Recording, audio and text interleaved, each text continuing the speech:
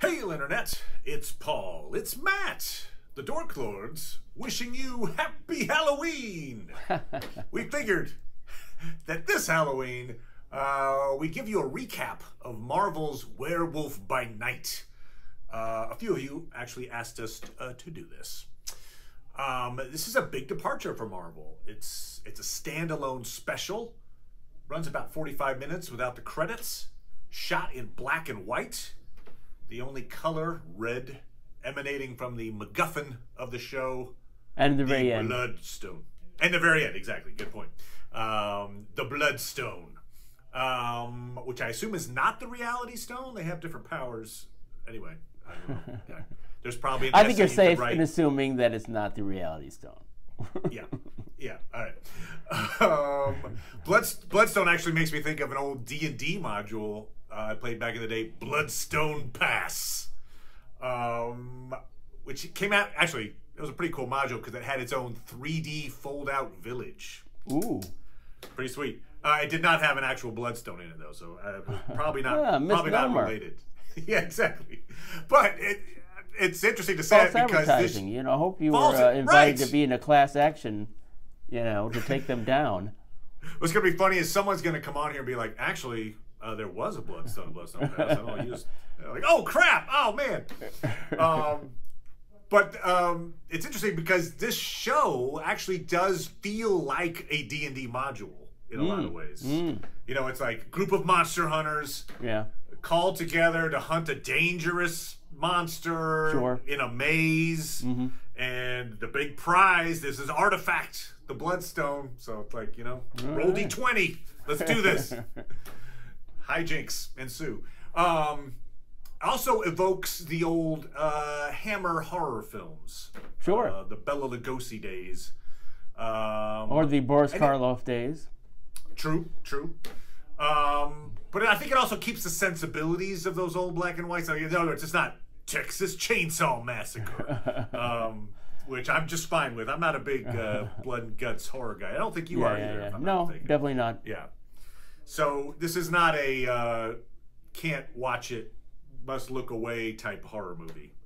It's a stylized ambiance type of throwback. I would say. Sure. Although I think they could have. I mean, I think I would like it even. I liked it fine, but if they had taken some real time to really recreate the you know, cinematography from that era. I'd be surprised if this wasn't shot on digital, and not that you can't get great effects from digital, but you know, it didn't quite have the same effect for me as I would have liked. It felt like someone in modern day paying homage to that as opposed to actually that. Yeah, I got you. But I did like some of the, you know, the use of light and shadow. You know, was that I thought that was effective when we see our werewolf transforming, and you can see just in the shadow in the background as he changes. I thought it was a pretty effective scene. It's directed actually by composer Michael Giacchino, who also wrote the soundtrack. You know, get a little two for one. You know, since I'm here, you know. Yeah, exactly. I might as well build the sets. I guess I'll just do that. Yeah. So cool. I mean, kind of cool. He's done a lot of soundtrack work for Marvel, obviously. Yes, he has. So cool. I thought it was just one day he went through the director's door. It was like, oh, what you're directing today? Yes, I am. Yeah, right. Yeah, he walked through the wrong door. It's like the composer door. Oh, what? Okay, you know what? I have an idea. But no, yeah, I enjoyed this as well. I thought it was well done. It does feel like it's a self-contained thing. Yes. We'll talk in a second about what it might mean for, I don't know, other projects. But generally speaking, it's a self-contained thing. It's like, here it is, beginning, middle, end, done. The major characters are from the comics. I'm not that familiar with these particular characters, but they are from the comics. The recently deceased Ulysses Bloodstone. Yes. Which is pretty coincidental, frankly, that he got a Bloodstone and then he called himself that. Yeah, maybe he should have held off on that. Yeah, that's right. If he was called Ulysses Reality Stone, now you're talking. Anyway, he had his estranged daughter, Elsa, also from the comics, played by Laura Donnelly. Yes, from the Nevers. Remember? Exactly. So she was the lead in the Nevers, which we covered here on this channel, a little sci-fi HBO show. Man-Thing from the comics, and our werewolf, Jack Russell, who, if he turned into a Jack Russell Terrier, I'd be like, I'm on it. I'm with you. Just I find the humor in a werewolf being named Jack Russell, but yeah. It was interesting for me to see Garcia Bernal in that role. I was suspected that he starred with Diego Luna, and I was right, in Y Tu Mama Tambien. Right, I saw him in Motorcycle Diaries, I think. Okay. Anyway, but it's interesting now that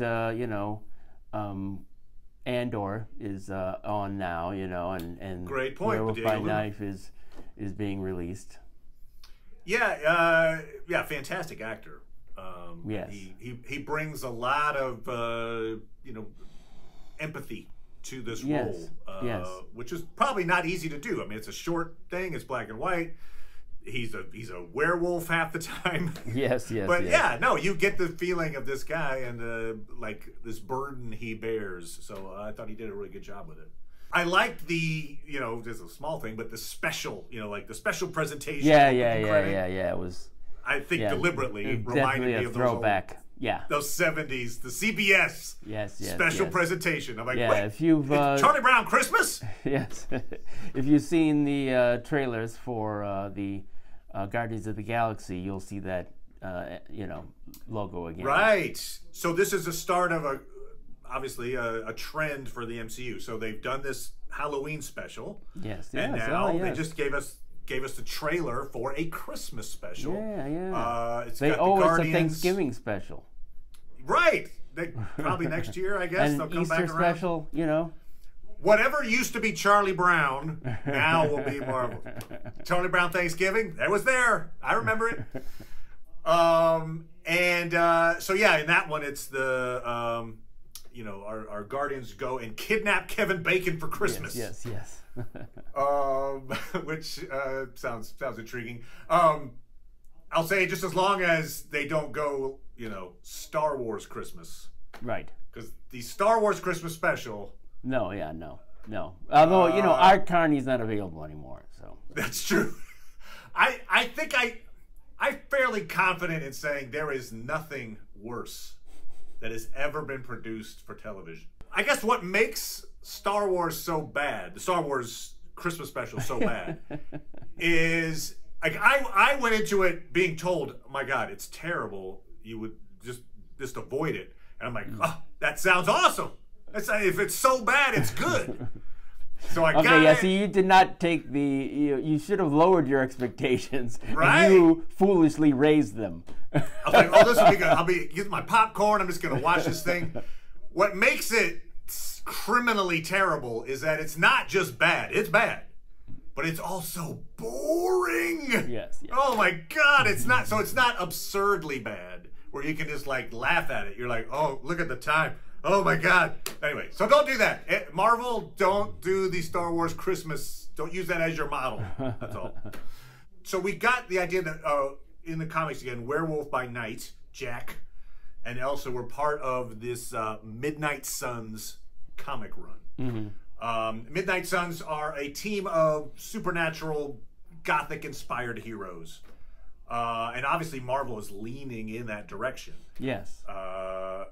I'm not sure whether Jack Russell's going to pop up in anything else. Again, I feel like this is self-contained, but I guess it's possible now that he's out there.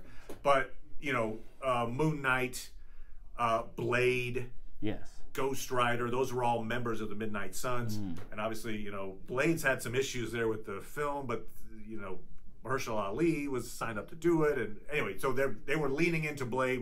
We saw Blade at the end, or we heard Blade at the end of the Eternals movie. So, and obviously the Moon Knight show. So we've got all of these supernatural heroes kind of coalescing, and maybe that's like eventually a team up one day, perhaps in the Marvel universe. Yes. Was this dumb question, I guess, but was Verussa the widow? Was she actually Elsa's mom? Because she felt more like evil stepmom. No, she was she was an evil stepmom. Okay. Because I was like, damn, that's your kid. What are you doing? Yes. Anyway, no, she was an evil stepmom. Yeah, the great Harriet Sansom Harris, who you may have seen in Frasier as BB. Ah, very good. Very good. Oh, wow. Yeah, okay. Yeah. She's quite the talent. And there were some comedic moments built in. We had the it was fairly long sequence actually of the explosive that won't stick to the wall bit. It just kept going. Anyway, it was kind of like, oh, okay, they're playing us for laughs. And then the finale, you mentioned the part where they actually does come into color. Yes. With Man-Thing and Jack having How did you feel about that? It felt a little bit like the shawarma scene in some ways, right? It's kind of where How did you feel about that splash of color at the end? I liked it better with Elsa taking the Bloodstone and then kind of being bathed in red as the somewhere over the rainbow's playing, almost like she is now taking on the power, the mantle, the legacy of her father. The color might have been actually better as a post-credit scene. Like, I guess because it actually, the Man-Thing, Jack sipping coffee in the woods scene, it felt like it felt post-credit, but it was actually in the film. And so I think maybe it might have been better to have like credits, and then, oh, look, we have this little completely different outtake. It didn't need to be in color. I think being in color within the constraints of the film felt a little like, it should have commit to the black and white. Interesting. But, someone else was expressing the same thing to me. And if it ends up being a sort of new era, certainly for that character, right? And also for other horror characters, and this ends up being like a whole branch of the MCU, I don't have a problem with it. I can see that as a sort of, okay, now they're in Oz, now they're in this world. So, I don't, I'm fine with that. But I liked what do you think, viewers? Color, by the way. What do you think? Speaking of the Oz thing, interesting. So they did have the Somewhere Over the Rainbow playing, and then just yesterday I was watching the Quantumania trailer, which uses "Goodbye Yellow Brick Road." That's right. I mean, if you sense a theme, maybe that like the next phase of the MCU, because of the multiverse, is maybe trying to play into like a Wizard of Oz style theme, perhaps. Anyway, something to ponder as we. It is something to ponder. Get farther into this. Ponder it. I'm pondering. Those are the main points I had, good sir. Anything else you want to add? Man-Thing. I visually, of course, Ted. I like Ted. Yes, Man-Thing. Visually, I like him. I mean, I think I might like it if he seemed like, I don't know, something about the weight of him didn't quite seem right to me. Okay. It didn't necessarily seem like somebody who was that heavy, dealing with that weight. I might have liked for them to work on that. But it's interesting, though, something about making a character who doesn't speak. And he's got this,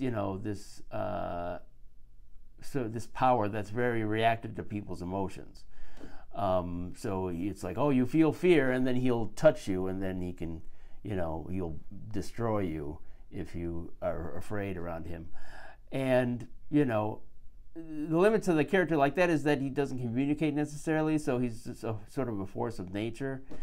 And, I think I might like his character better. I don't know. I mean, we haven't really seen something that focuses on him, and I've never read the comics. But you know, you don't have to just speak. You know, there's sign language. You know, there's That's true. That's true. Or you know, I am Groot, whatever. Yeah. So you know, I think I need to be sold on the, you know, the further adventures of Man-Thing, and there's not been talk necessarily about that. I don't know if anybody knows of a good Man-Thing run. I guess I'd be interested in it. I'm wondering if Bernie Wrightson had ever worked on that, an artist who's got a style that I'd say would work well with that. He did a lot of horror. Given those limitations, it would be very difficult for Man-Thing to like be his own show. Yeah. I think there are some similarities between, and apparently their creators were familiar with each other, between Man-Thing and Swamp Thing, and they had a whole series on Swamp Thing. So that's true. That's true. I just feel like in this way, obviously, I haven't watched it yet, but he's a threat. He has, you know, he ends up killing off the evil stepmom. Yeah. But he does come off in his reactions with Jack as almost like a puppy, almost, right? It's almost like, this is my pet. I mean, maybe not quite that way, but you know. The Jack Terrier has a pet. Yes, right. The puppy has a puppy. So yeah. Anyway, I enjoyed it. I also did. I liked the turn that it was like this monster hunter was actually there to try to free the monster. I thought that was, you know, I like that little turn in there. Sure. Yeah. Anyway, I thought it was a success in what it was attempting to do. It's this kind of one-off holiday special. It fits the mood of Halloween. I could imagine people coming back and watching it on a Halloween, you know, like, let's watch Werewolf by Night. It's Halloween. Yeah. So people introducing it to their kids for years to come. Now, it is interesting. I am interested to see how this Christmas special plays, because it does seem so silly. You know, Drax running through town trying to catch Kevin Bacon. Yeah. Like, is it so far removed from these characters, Guardians of the Galaxy? I mean, they told you what the core of it. They told you what the core of it is, which is they want to kidnap Kevin Bacon to make Star-Lord feel happy on Christmas, right? Yeah. So he's sad because he misses Gamora. So they'll, you know, we've seen, you know, James Gunn treat those, you know, themes well and balance it with the, you know. Is it James Gunn? Is James Gunn doing this? Yes. Okay. I mean, I guess I assumed, but I guess I didn't know for a fact. No. It was definitely announced when he was doing, what was it? Bullethead. Peacemaker. Peacemaker. You know, that Bullethead. He was going to do. Yeah, because for a while it was like, he's not going to do the next version of Guardians of the Galaxy because of his Twitter statements. And then he made a deal to do something for DC, and that was the Doom Patrol. He's doing something for DC, all right. Yes, but that's before all that. Yeah. But now he's like, and so Kevin Feige it was announced that he was resolved, and so he said, okay, I've got to first do the Doom Patrol, and you know, and then I can do Guardians. But it was announced that there's going to be a special that he's doing, so he definitely has done it. Good. Well, I'm glad. Yeah, that makes me feel a little safer about the silliness of the piece. So anyway, yes. But it for looks the people fun. that aren't aware, though, you probably should tell people what you're talking about. Well, just to say this special. I mean, I mentioned it a little bit earlier, but the idea. No, about James Gunn. Oh, James Gunn. Yes. So he's basically the Kevin Feige of DC now. He's him and the producers that he works with. They're co-CEOs. So they're gonna basically steer the new direction of DC and how that turns out. So kudos to him for that. If you have thoughts on that, you can let us know about that too. I'm in favor. It's something I like it too. Said, but no, I just a friend of ours told me that he doesn't think it's that great. He's less impressed with James Gunn's plotting abilities in the movies. So I mean, Peacemaker was fantastic. Yeah, that's the exception. But, you know, that's So- only just one show. You know, what about all those other One show movies? in the universe that he's been asked to One create. shows Okay, with fine. many episodes. But, you know, With many hey, episodes. you know. No, it's fantastic. That's a great decision for DC, and well done to them. Well played. Yes, well played, DC. But yeah, anyway, so thumbs up on Werewolf by Night. It's enjoyable, and go check it out. We're going to be talking about Andor next, so stay tuned If you can believe for that. Yes. Right. Yeah, it's true. I still have some watching to do, but yes, we're going to do it. Or we could talk about something else. No, we're doing Andor. All right. Thank you, Paul. Appreciate it, good sure, sir. No problem. And we'll talk to everybody next time. Bye.